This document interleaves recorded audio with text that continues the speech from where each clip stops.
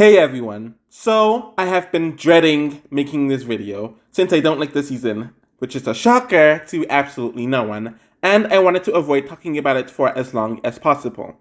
Also, there are several other videos on YouTube that break down excellently why the season is awful, and do it better than not only I ever could, but simply better than I ever care to do so regarding talking about the season. But people have been asking about it, and I did do the first 4 seasons in a decent time span, so I owe people this video. A good place for me to start is the casting and the setup of the season. It should not have been 7 versus 7 regarding the first cast, since the second cast had only 1/6 of the time that the first cast had before this season. It also becomes more imbalanced because 2 out of the 7 from the first cast were Alejandro and Sierra, so you only have 5 people from the TDI cast and 1 male from the TDA cast, which is Duncan. The cast that had more time than everyone else, meaning they deserve more representation. We all know how faulty it is that Sam is on the cast, so I don't need to beat a dead horse with that one. Also, just based on the format, at least half of the people in the cast cannot win. Gwen, Duncan, Heather, Alejandro, Cameron, and Lightning, but that one is a very small complaint. The second generation cast needed more time before this season, and before they even thought of doing an all-star season, and with this in mind, it was clear that they were going to make someone from the second generation win, and a group of them will receive more focus due to all of the above. Heroes vs. Villains is a meh episode, and definitely one of the weaker premiere episodes, but it's still watchable. Joe and Lightning made me laugh throughout the episode, and I also enjoyed the likes of Duncan, Scott, Courtney, Heather, and Alejandro in the episode, as I feel they all had solid introductions. Zoey and Mike were and Lindsay was a mixed bag for me in the episode, and I didn't like or care for Cameron, Sierra, Sam, or Gwen throughout the episode. Also, the challenge just wasn't very good in my opinion. Lindsay is booted here, and it was obvious that she was cast to be fodder, since she hasn't had major interactions with any of the OG cast in seasons, and she just didn't gel with the newbies. They made her unbearably dumb throughout the episode, to the point where it was just embarrassing. What a sad way to go out, though she did have some slightly comedic moments. I found Evil Dread to be a good and enjoyable episode, which is something I will not be saying often throughout the video. I liked the challenge, and it gave us some decent interactions, as well as a change of scenery. I found a lot of the cast to be enjoyable. Scott is actually like his ROTI self, which is rare in the season. Seeing Heather interact with Joe and Alejandro was fun, and I shockingly found Duncan to be enjoyable. Lightning was made to be as obnoxious as ever to make it clear that he was getting booted in this episode. Mike was okay here, and I was mixed on Sierra, who got annoying real quick, and Gwen, who conveniently doesn't like Duncan anymore. Sam became an irritating punching bag, Cameron was kind of annoying, Zoey being a god player for no reason was annoying, and Courtney didn't gel with the others on her team. Lightning gets the obvious boot here, and while he is still funny in the episode, they definitely overdo his dumbness and obnoxiousness here to make it so clear that he is going home. Overall, Lightning was an enjoyable presence throughout the season, and he still had his solid interactions with Joe. He does work better as a fodder character than a main character who was forced to be so last minute. Saving Private Leechball was a pretty okay episode in my opinion. Gwen being the good guy and learning how to deal with all of these bad people on her team was interesting. I wish they delved more into the hero versus villain theme with the character development of the cast more throughout the season. I was actually enjoying Cameron getting along with someone else outside of Mike and Zoey in the episode. Scott was very funny, and Duncan taking the shot for Gwen was actually very nice. Alejandro walking on his hands got old very quickly, as well as flirting with Gwen for no reason. Him, Heather, and Joe going back and forth got pretty annoying in the episode, in my opinion.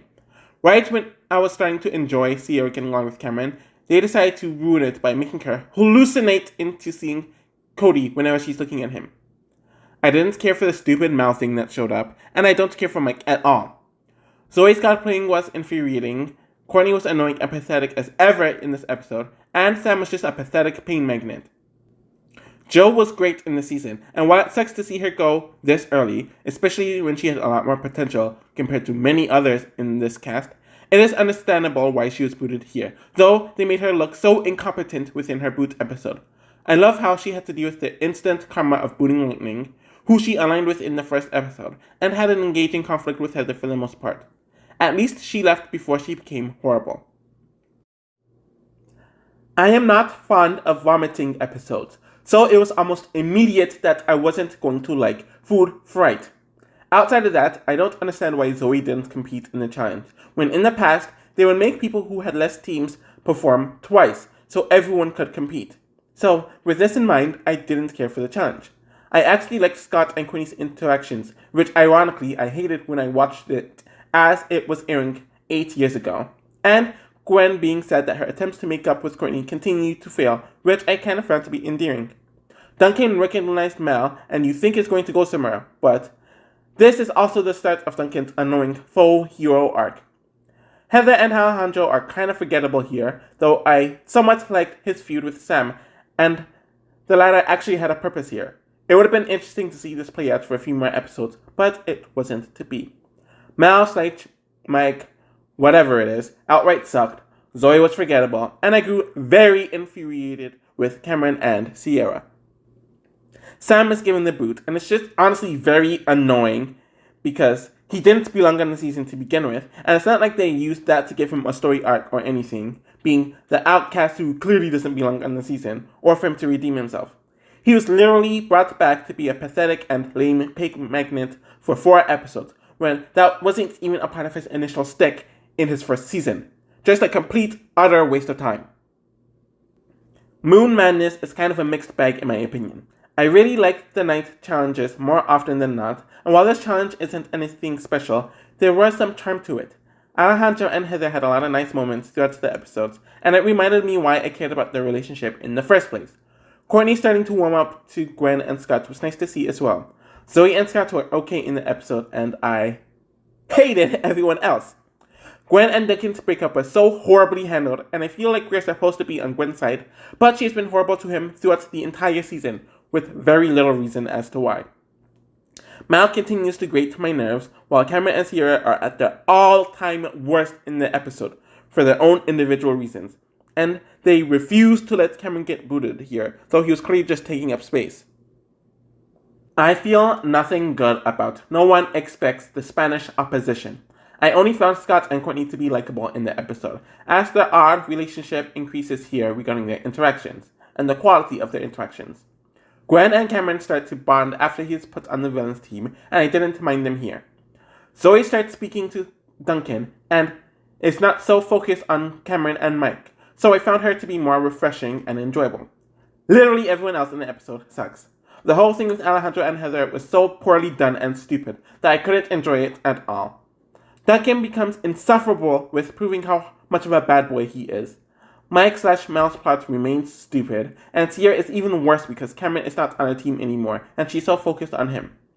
Heather is eliminated in the episode, and it was pretty predictable, since she only really interacted with Alejandro throughout the season, and it was never going to be a storyline that lasted for far too long, since they were both finalists in their last appearance. She had a lot of moments where she was enjoyable, but a lot of moments where I felt like the novelty wore off on her, and I didn't find her antics entertaining or interesting. One of the better people in the season, but that doesn't say much. So, Sucker's Punch is the first good episode in a long while. I like the challenge, and seeing everyone having to face their fears gives them a lot of nice development. Zoey doesn't compete, and it's automatically given a point for no reason.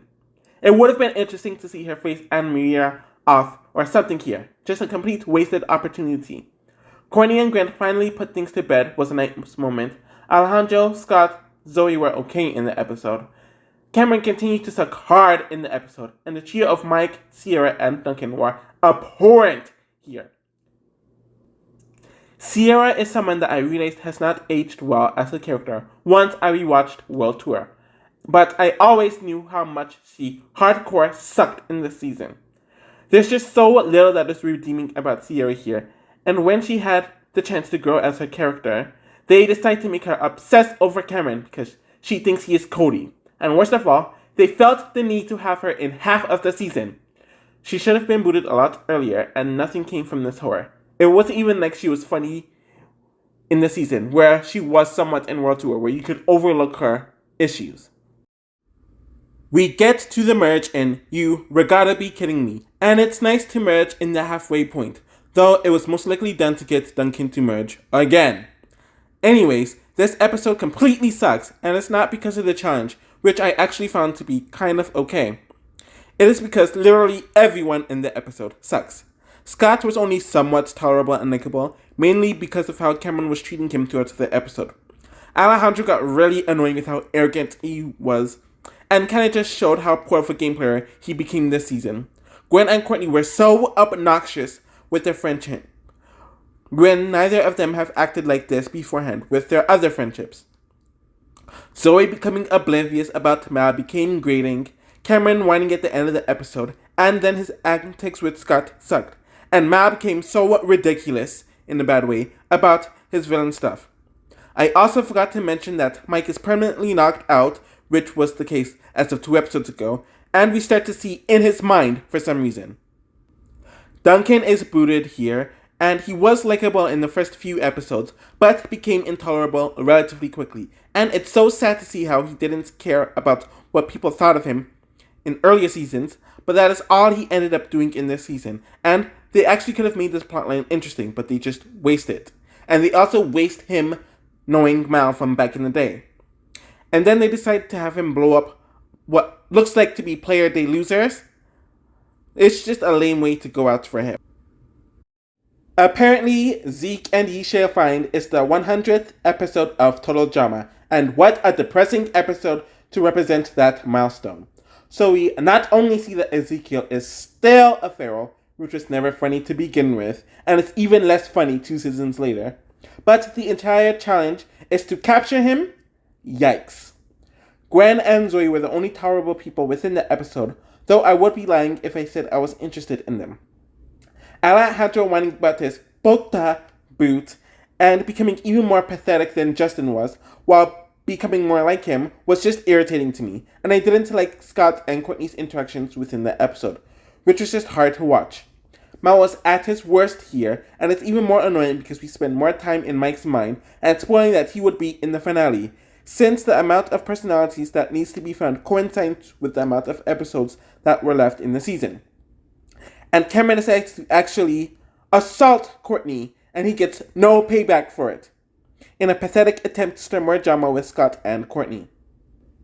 Cameron was horrible in the season, as not only is he dumber than he was in the last season, but seemed to regress socially as well, and became almost like a baby or a younger sibling to Mike and Zoey with how dependent he was on them, and how he complained about everything. Also, the Sierra stuff was just horrible too. He lasted way too long in the season, and actively made several episodes worse. The Obsta kill Kourse is an okay episode, which is a huge improvement over the last few episodes, but it doesn't mean that it's a good episode. Alejandro was enjoyable in this episode, since it's arguably the first episode all season where he had the fire in him that made him so entertaining to watch in World Tour, but it was pathetic seeing much weaker people just pummel him, and the visual of it is just so pathetic and unbelievable, though you could say it was karma, since a lot of the others were intentionally dumbed down in World Tour to make him look better. Gwen was irritating with lecturing Courtney about something that didn't even really happen, and wasn't her fault, with Cameron. Zoey, Courtney, and Scott were annoying with the contrived drama, and the former having their superiority complex, while also being willfully clueless about Mal, and I don't even need to get into why I hate Mal in this episode. Alejandro was a mixed bag in the season, since while he wasn't really derailed or anything, it was hard to watch him at times. Some of this comes from the new voice actor that he had, the stupid hand-walking stick that wasn't needed at all, and the fact that he doesn't have being the main villain going for him. He's essentially a Justin XP.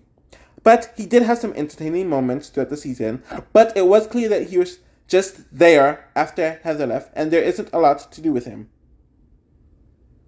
So now we're at the infamous episode, Sundae, Muddy Sundae, and I refuse to stress out about the episode. It is horrendous, and everyone knows it's horrendous. So it turns out Courtney is playing everyone, though there was nothing beforehand that showed this, and it comes out of complete nowhere, since what we got from the last 10 episodes shows the complete opposite of this. And it being on the list, as well as us never seeing Mal getting the list, just has everything come off as so much more contrived than it already was, and it's just really stupid. Gwen being mad at something so silly shows to me that she only became friends with Courtney to improve her reputation. The villain, Scott, being mad at Courtney drawing him as a rat, when he would have seen that as a compliment last season, and her wanting to take him to the final two, which no one else wanted to do, was just really stupid to me. Courtney also handles things so poorly and horribly, and it's not rootable in this at all, so you don't even feel bad for her. Zoey yet again has her high horse for very little reason, though she has her less than savvy moment on the show as well. And Mike/Mal remain wretched.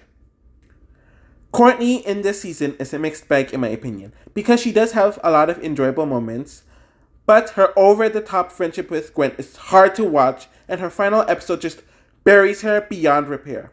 In general, she continues her downhill path that she started in her second season, and there really is just nothing left, since everything that happened in this season was for nothing, and there wasn't even a build-up to it that was well executed.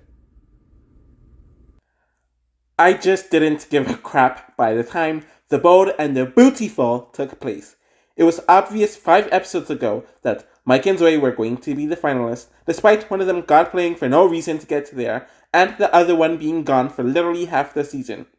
It was clear that Scott and Gwen were going to get booted, since both of them were completely useless without Courtney, and then they turn on one another, because Scott somehow blames Gwen for what he did to Courtney in the last episode. It's just so stupid with the stuff that they threw at us during this part of the season. Zoey then decides to take Mike to the finale since love will get him back or whatever, and it's just so lame. The challenge was also boring as heck. I found this to be Gwen's worst season ever, as she was smug, entitled, sanctimonious, too much of a people pleaser, and all about her reputation, rather than doing the right thing, which you kind of see with Duncan and Courtney, but we are supposed to side with her over everything. At least in Island, when she was somewhat like this, she didn't care about what people thought, but Gwen cares about being the good person too much, to the point where she's actually not a good person, if that makes sense. And I know many people found Scott to be one of the best things that was in the season. I thought he kind of sucked, and wasn't like his ROTI self at all. He was only a pain magnet and was a blundering idiot who essentially did nothing to get as far as he did, and his relationship with Courtney, which is already set up pretty poorly, amounted to absolutely nothing. He was a bit funnier and enjoyable than a lot of the others, but he isn't great here, and I do find him to be pretty flanderized overall. The final Reckoning sucked. Let's just get that out of the way. It is the first time where you do not see the entire cast reunite in the finale, and we only have 4 previously eliminated contestants joining to help. Alejandro and Heather were enjoyable, as they are finally dating, but decide to turn on one another once they think that they have a chance at the money. Gwen and Cameron were tolerable presences for the first time in what felt like forever, and Zoey was pretty solid in the episode. Mike and Mal were abhorrent throughout the episode, especially with the button situation. I, and many others who either have a learning, a physical, or a mental disability, do not have the option to press a button in our minds to turn it off, and to think that they thought this was a good idea just showed how out of touch they were by this point in time. Mike sucked throughout the season, as he was even more defined by his personalities. People with disabilities are taught to not let it define us, and we have to spend more time on a subplot that was always going to go nowhere, but also actively, negatively contributed to the season. And Zoey won a bunch of challenges and got to not play in some of them, and we got no development as to why she became some sort of beast. And she was yet again there to support Mike and his story mainly. She was almost like Beth in TDA with feeling very weak to be a finalist, but at least Beth brought some entertaining moments during her season. So, when I watched this as a teenager in 2013, I knew it was bad, but you think that with time, maybe something will age better or distance makes the heart grow fonder. Or you think you just overreacted to the subject at hand at the time. I genuinely came into this rewatch with a positive mindset, but it is just as bad, if not worse, than what I remember. Everything about this was just a disappointment, and there was very little joy to it. On a more positive note, I will say that at least there was no consistent winning or losing team in the season, which has been the case since Total Drama Action. And the animation has improved. You see, I gave the season 2 compliments. This season didn't start the downfall of the show, like many have since claimed, but it is an amalgamation of the issues that have plagued the last several seasons just clashing together at once and for all. Since I do not want to talk about this season anymore, just look at my rankings for the episodes and characters this season. I will be back with Pakatu Island soon, and thank you all for watching this video.